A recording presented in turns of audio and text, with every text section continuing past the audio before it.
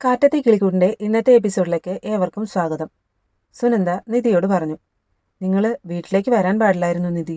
Sorry, ഞാൻ കാരണം നിങ്ങൾക്ക് നാണക്കേടായി. ഇത് കേട്ട് നിധി പറഞ്ഞു, ഞങ്ങളുടെ ഭാഗത്തു നിന്ന് ശ്രമിച്ചു നോക്കിയെന്നേ ഉള്ളൂ. സുഭാഷേട്ടൻ പറഞ്ഞിട്ടാണോ നിങ്ങൾ വന്നത്? സുനന്ദ ചോദിച്ചു. അല്ല, ഞാനാ എല്ലാവരോടും പറഞ്ഞ് അങ്ങോട്ട് വന്നത്. ഇപ്പോൾ അത് വേണ്ടിയിരുന്നില്ലെന്ന് എനിക്കും തോന്നുന്നുണ്ട്. നിധി പറയുന്നത് കേട്ട് സുനന്ദയ്ക്ക് വിഷമമായി. സുനന്ദ പറഞ്ഞു, അമ്മ കാത്തു നിൽക്കുന്നുണ്ടാവും, ഞാൻ വരട്ടെ. അപ്പോഴേക്കും ലളിത ഇത് കണ്ടുകൊണ്ട് അവരുടെ അടുത്തേക്ക് വന്നു. ലളിത നിധിയോട് ചോദിച്ചു, ഡി, നീ എൻ്റെ മോളോട് എന്തെങ്കിലും പറഞ്ഞോ? ഇവളെ കാണാനാണോ നീ ഈ നേരത്ത് വന്നത്? കല്യാണത്തിന് ഇനി കുറച്ച് ദിവസമേ ഉള്ളൂ. അതിനു മുൻപ് ഓരോ നോതി കൊടുത്ത് എൻ്റെ മോളുടെ മനസ്സ് മാറ്റാൻ നോക്കിയാൽ എൻ്റെ സ്വഭാവം മാറും. ഇത് കേട്ട് നിധി പറഞ്ഞു, നിങ്ങളുടെ സ്വഭാവം മാറുമെന്നുള്ള ഭയം കൊണ്ടല്ല, നിങ്ങളുടെ മോൾക്ക് സ്വന്തം ഇഷ്ടം നടപ്പിലാക്കാനുള്ള ധൈര്യമില്ല, അതാ. പിന്നെ ഞങ്ങളൊക്കെ അമ്പലത്തിൽ വരുന്നത് തൊഴാനാ, അല്ലാതെ നിങ്ങളുടെ മകൾക്ക് നല്ല ബുദ്ധി ഓതി കൊടുക്കാനല്ല. ഒരു തവണയെങ്കിലും ആ നല്ല ബുദ്ധി ഓതി തരാമെന്ന് കരുതിയാ വീട്ടിലേക്ക് വന്നത്. സൗകര്യമല്ലെന്ന് നിങ്ങൾ പറഞ്ഞപ്പോഴേ ആ അധ്യായം തീർന്നു. അതിനപ്പുറം എന്തെങ്കിലും പ്ലാൻ ചെയ്ത് നിങ്ങളുടെ മകളെ തട്ടിക്കൊണ്ടു പോകണമെന്ന് ആഗ്രഹിക്കുന്ന ആളുകളൊന്നും എൻ്റെ കുടുംബത്തിലില്ല. ഇത് കേട്ട് ലളിത ചോദിച്ചു, ഓ, ഒരു കുടുംബം, രാജപരമ്പരയാണല്ലോ. എന്താ, രാജപരമ്പരയിലുള്ളവർ മാത്രമേ നല്ലവരുള്ളോ? ബാക്കിയുള്ളവരൊക്കെ തല്ലിപ്പൊളികളാണോ? അങ്ങനെയാണെങ്കിലേ നിങ്ങളിപ്പോൾ മകൾക്ക് വേണ്ടി ആലോചിച്ചു വെച്ചിരിക്കുന്ന കുടുംബക്കാരുമൊക്കെ തല്ലിപ്പൊളികളാണോ? ഇത് കേട്ട് ലളിത വിളിച്ചു, ഡി, ദേ, എടി പൊടിയെന്നൊക്കെ നിങ്ങൾക്ക് നിങ്ങളുടെ മകളെ വിളിക്കാം, എന്നെ വിളിക്കാൻ നിൽക്കരുത്. നിധി പറഞ്ഞു, വിളിച്ചാൽ നീ എന്ത് ചെയ്യും? ആ തടിമാരന്മാരെ കൊണ്ട് എന്നെ തലിക്കോ? ആ കൊലപ്പുള്ളിയെ കള്ളും കൊടുത്തെന്നെ ചീത്ത വിളിക്കാൻ വിടോ? ലളിത ചോദിച്ചു. അത് രണ്ടും വേണ്ടി വരില്ല.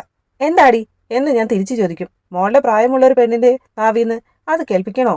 നിധി ചോദിച്ചു. നാക്കിന് എല്ലില്ലാതായോ? വന്നു കയറിയ കുടുംബത്തിൻ്റെ ഗുണം നീയും കാണിക്കുവാണല്ലോ, ലളിത ചോദിച്ചു. ഞാൻ വന്നു കയറിയ കുടുംബവും അവിടുത്തെ ആളുകളും നിങ്ങളുടെ വീട്ടുകാരെക്കാളും ഒരുപാട് നല്ലവരാ. നിധി പറയുന്നത് കേട്ട് ലളിത ചോദിച്ചു, അത് നാട്ടുകാർ പറയുന്നുണ്ട്. നാട്ടുകാരെ കൊണ്ട് പറയിക്കാൻ നിങ്ങളെപ്പോലുള്ളവരുണ്ടല്ലോ. ആര് പറഞ്ഞാലും സത്യം നുണയാവില്ല. ആ വീട്ടിൽ കഴിയുന്ന എനിക്കറിയാം. എൻ്റെ കുടുംബത്തെ നിങ്ങളുടെ കുടുംബത്തെയും വെച്ച് നോക്കിയാൽ ഒരു പടി മുകളില എൻ്റെ വീട്ടിലുള്ളവർ, മര്യാദ കൊണ്ടും മനുഷ്യത്വം കൊണ്ടും. ഇത് കേട്ട് ലളിത പറഞ്ഞു, അയ്യോടാ, 3 മാസം കൊണ്ടത് നിന്റെ കുടുംബമായോ? എന്താ സംശയം? അതെൻ്റെ കുടുംബം തന്നെയാ. ഇനി മുതൽ അനാവശ്യമായിട്ട് എന്നോട് നിങ്ങളുടെ ഹുങ്ക് കാണിക്കാൻ വന്നേക്കരുത്. ഞാൻ അമ്പലത്തിൽ വന്നിരിക്കുന്നത് വഴക്കിടാനല്ല. ഇത്രയും പറഞ്ഞ് നിധി പോയി. പിന്നീട് വീട്ടിൽ എല്ലാവരും കൂടി പുതിയ പെൺകുട്ടിയെ പെണ്ണ് കാണാൻ പോകുന്നതിനെക്കുറിച്ച് സുഭാഷിനോട് പറയുകയാണ്. ഇപ്പോൾ ഉടനെ ഒരു പെണ്ണ് കാണൽ വേണ്ട എന്ന് സുഭാഷ് പറഞ്ഞു. ഒഫീഷ്യലായിട്ടൊരു പെണ്ണ് കാണലല്ല, കോഫി ഷോപ്പിൽ വെച്ച് നമ്മൾ ആ പെൺകുട്ടിയെ ഒന്ന് മീറ്റ് ചെയ്യുന്നു. സംസാരിച്ചിട്ട് നിങ്ങൾക്ക് ഓക്കെ ആണെങ്കിൽ മാത്രം നമുക്ക് ആ വീട്ടുകാരോട് പറഞ്ഞാൽ മതിയല്ലോ, എല്ലാവരും കൂടി പറഞ്ഞു. ഞാൻ അവർക്ക് നാളെ വരാമെന്ന് മെസ്സേജ് അയച്ചായിരുന്നു. സോറി, മാട്രിമോണിയൽ സൈറ്റിലൂടെ ചാറ്റ് ചെയ്തതാ.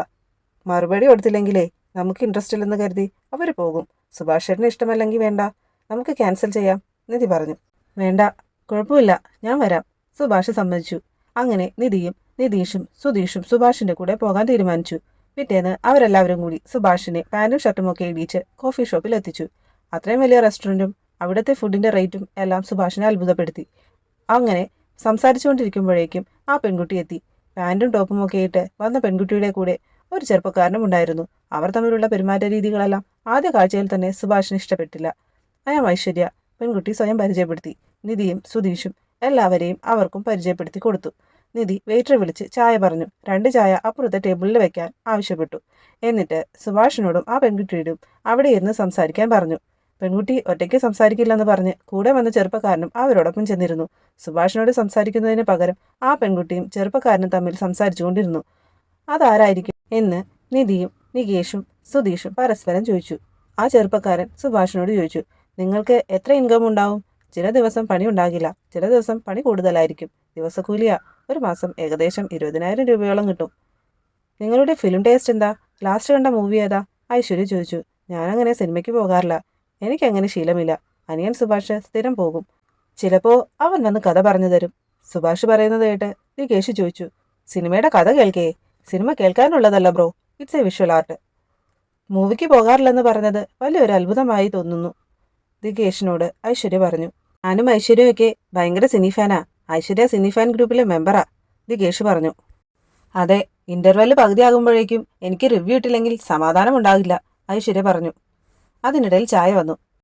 ഐശ്വര്യയുടെയും ദികേഷിൻ്റെയും പെരുമാറ്റം കണ്ട് സംശയം തോന്നിയ നിധി പ്രൊഫൈൽ ഒന്നുകൂടെ നോക്കിയിട്ട് ബ്രദറില്ല, 2 സിസ്റ്റേഴ്സാണുള്ളത് എന്ന് നികേഷിനോടും സുധീഷിനോടും പറഞ്ഞു. അപ്പോഴേക്കും സുഭാഷ് ചോദിച്ചു, അല്ല, നിങ്ങൾ ഐശ്വര്യയുടെ ആരാ? ഞാൻ ഐശ്വര്യയുടെ ബെസ്റ്റിയാണ്, ദികേഷ് പറഞ്ഞു. ഫ്രണ്ടോ? സുഭാഷ് ചോദിച്ചു. ഏയ് no no no no, bestie, Dikesh പറഞ്ഞു. മനസ്സിലായില്ല, സുഭാഷ് വീണ്ടും ചോദിച്ചു. ബെസ്റ്റി, ഇതിലെന്താ മനസ്സിലാകാനുള്ളേ? അത് തന്നെ, ദികേഷ് പറഞ്ഞു. ഇത് പറഞ്ഞ് ഐശ്വര്യയും ദികേഷും പരസ്പരം ചിരിച്ചു. എന്നിട്ട് എല്ലാവരോടും യാത്ര പറഞ്ഞ് അവർ പോയി. മടക്കയാത്രയിൽ സുധീഷ് ചോദിച്ചു. പെൺകുട്ടി എങ്ങനെയുണ്ട് സുഭാഷ് ഏട്ടാ? ആ പെണ്ണിന്റെ കൂടെ ആരായിരുന്നു? ബ്രദറാണോ? ആ പെണ്ണ് ചേട്ടനോട് സംസാരിക്കുന്നതും കൂടുതൽ ആ പയ്യനോടാ സംസാരിച്ചുകൊണ്ടിരുന്നത്. വല്ല ക്ലോസ് റിലേറ്റീവ് ആയിരിക്കും, ആണോ? സുധീഷിന്റെ ചോദ്യം കേട്ട് സുഭാഷ് പറഞ്ഞു. അതെ, എന്തോ ആളാണെന്ന് പറഞ്ഞു. ആ, ബെസ്റ്റി എന്നാ പറഞ്ഞെന്ന് തോന്നുന്നു, സുഭാഷ് പറഞ്ഞു. അത് കേട്ടപ്പോൾ എല്ലാവരും ഒന്ന് ഞെട്ടി. നാളത്തെ എപ്പിസോഡിൽ നിധിയും സുധീഷും പരസ്പരം സംസാരിക്കുന്നുണ്ട്. ആരും അറിയാതെ സുനന്ദയുടെയും സുഭാഷേട്ടൻ്റെയും കല്യാണം നടത്തിയാലോ?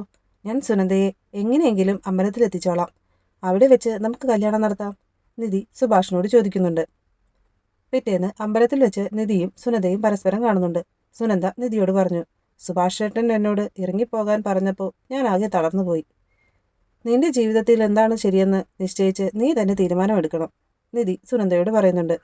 എനിക്ക് സുഭാഷേട്ടൻ്റെ കൂടെ ജീവിക്കണം, സുനന്ദ പറഞ്ഞു. അപ്പോൾ നാളത്തെ എപ്പിസോഡ് നമുക്ക് കാത്തിരുന്ന് കാണാം. അതുവരേക്കും ബായ്.